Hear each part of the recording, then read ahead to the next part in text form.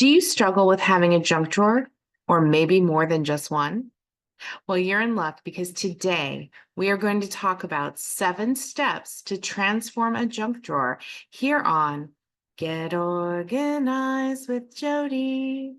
Hi, I'm Jodi Granok. I'm a certified professional organizer with over 15 years in the field, and I have certainly seen a lot of junk drawers in my time as a professional organizer. And I actually love working with clients to transform them into utility drawers. So that's what we're going to do today.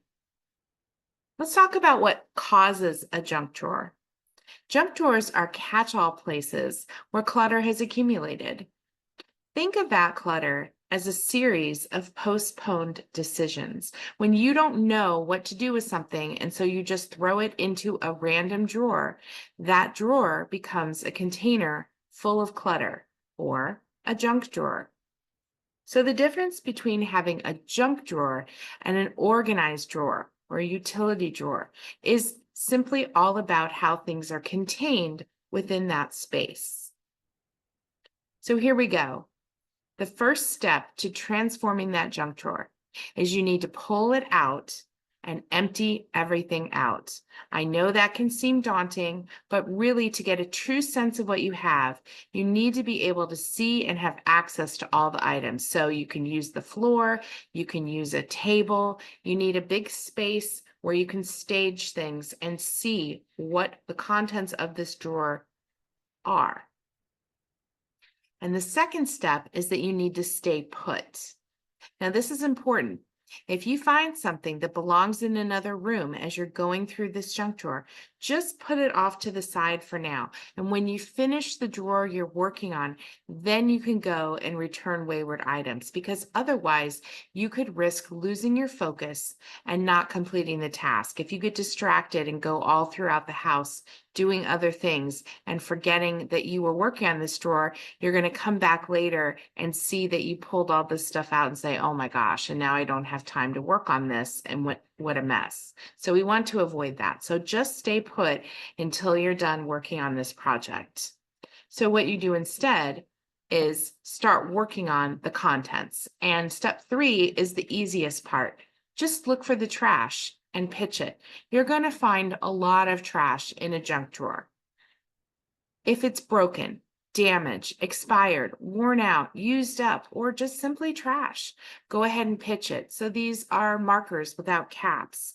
These are packages of batteries that all you have left is the package and no batteries. Things like that. Just look for the trash and pitch it. Number 4 is really important. We're going to take what's not trash and we're going to start grouping the like items together. This is where you put all the pens together, you put all the markers together, all the paper clips together, and so on. When you group items, it helps you identify the quantity of the individual items that you own. You need to see how much of something that you have, because if you discover that you have too many of an item, then you can choose the best and get rid of the rest. And when I say get rid of, it might be trash, or it might be that you can relocate it to a different part of the house. Maybe you want to have pens in multiple areas. Maybe you want to take some of these items to work. Maybe you want to donate some of them. So this is how grouping like items together helps you pare down what's in your drawer. Number 5 is to capture it by containing it. So there's nothing wrong with having a drawer that's full of things like buttons or thumbtacks, batteries, pens, pencils. The key is that you want to have each type of item contained and kept separate from the others so that you keep those groupings that you just made. And some of the examples of ways that you can contain things in a drawer are you can use silverware containers, you can use clear acrylic boxes, you can repurpose food storage containers, you can use shoebox lids, which is what you see in this photo. You can also use empty checkbook boxes if you still have those laying around, and you'll see that in the next photo. For step number 6, we want to store things where we use them.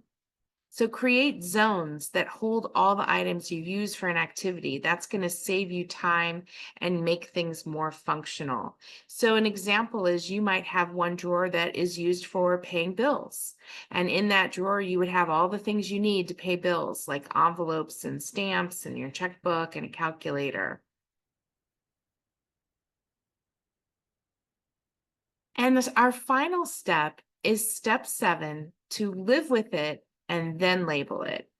So if you've watched some of my other videos before, you know that I always talk about how important labeling is to maintain a space so that everybody knows going forward where something lives. And labeling is a great way to maintain an organized area. But in the case of a junk drawer, you may not want to do it right away. You might find that a few days later, an item would work better in a different space. So give yourself a few days, maybe even a week, to adjust before you finalize your space with labels. And you can always start with a temporary label, like using a Post-it note and a Sharpie marker or painter's tape and a pen, things like that. So that's it. We've now taken your junk drawer and turned it into a functional utility drawer. I hope you enjoyed this video. I encourage you to visit organizingmagic.com for more organizing resources, including our free e-newsletter and information about our monthly Zoom webinars, which are also free. And remember that new videos drop every Friday, so be in the know and click like and subscribe before you go so you never miss a single video. I'll see you next time.